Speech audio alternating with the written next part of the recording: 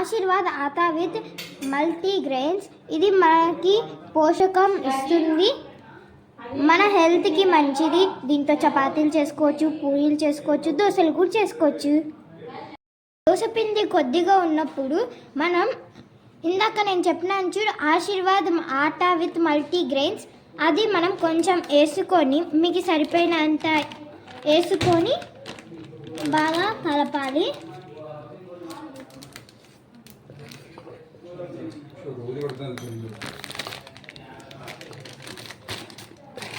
తర్వాత బెల్లం నీళ్ళు వేసుకోవాలి.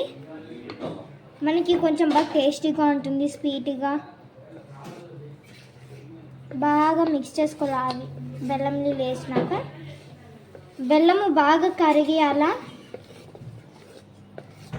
తర్వాత మిక్స్ చేసుకొని దోసపిండి వేయండి.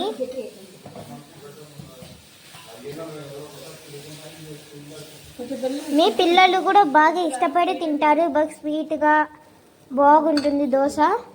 ప్లస్ బాడీ హెల్త్కి ఐరన్ ఇస్తుంది, బాడీకి ఐరన్ ఇస్తుంది, హెల్త్ మంచిది.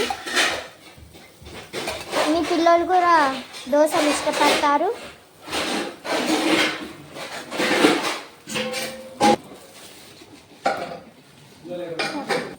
చూడండి, ఫైనల్లీ దోశ రెడీ. మీ టేస్ట్ చూసి ఎలా ఉందో చెప్పండి. లైక్ చేయండి, share, comment, please subscribe please.